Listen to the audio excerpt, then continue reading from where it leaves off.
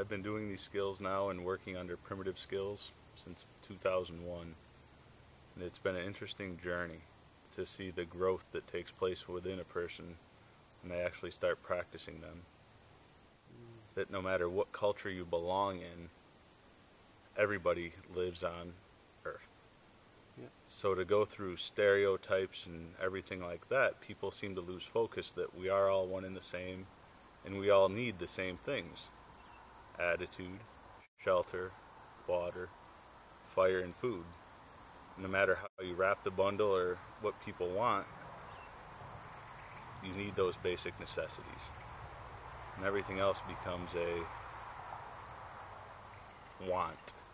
But unfortunately, in a lot of our society today, we've taken a lot of that stuff out of context, and we've basically put giant bubbles around our children that don't allow them to get dirty, walk barefoot, and experience life. Education goes, this is what you have to learn, memorize it, regurgitate it on a piece of paper, and that's it, you learned. But over the years, I've realized that everything culminated into a student that we had just a few weeks ago, that after, he's in his 40s, that he said he went through 12 years of school and didn't learn nothing. He made a living, he had a great job, but he didn't know how to live.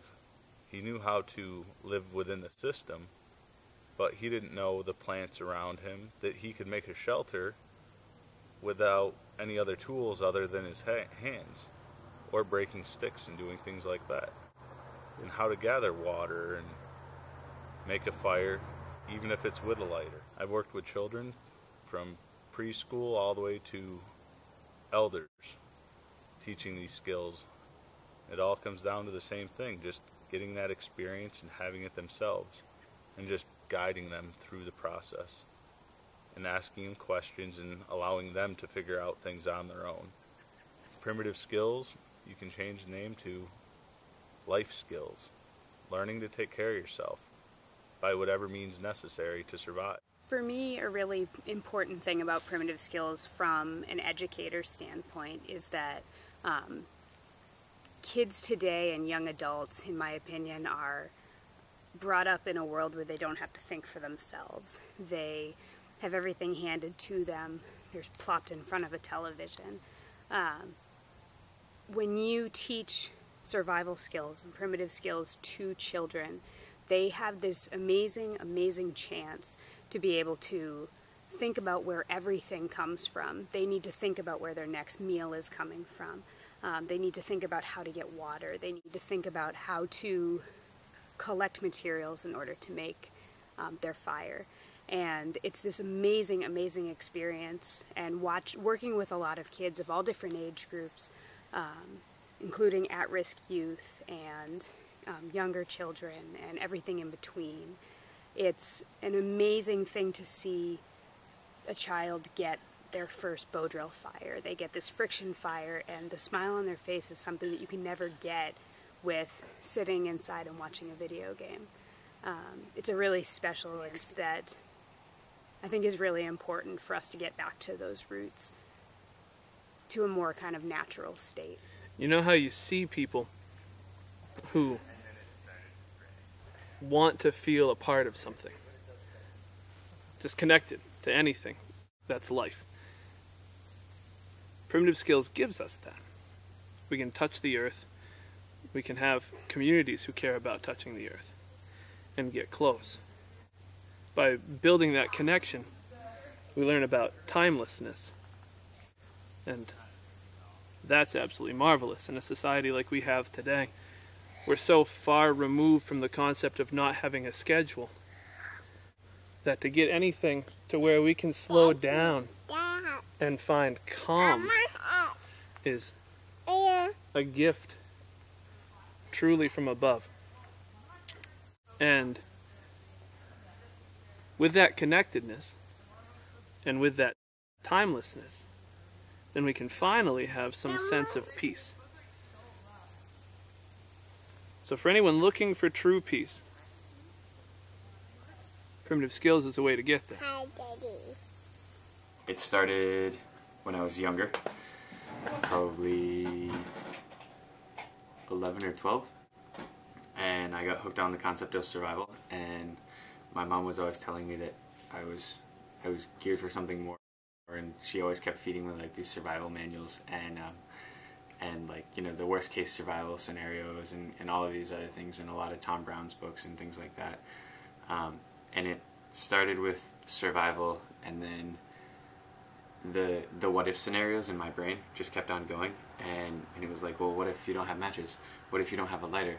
You know, what if the wet dry sandpaper inside my little waterproof match container, you know, gets fouled somehow, and I run out and, like, you know, all hell breaks loose and poop hits the fan. And so the what if scenarios kept on playing in, and it went from me wanting to learn survival skills to getting more and more and more and more basic. And then from that, it turned into a lifestyle. It became less of a concept of why should I practice primitive skills and why should I practice survival skills and all of these things, to this is an amazing way to live life because I'm actually living, and I feel like I have control over my life.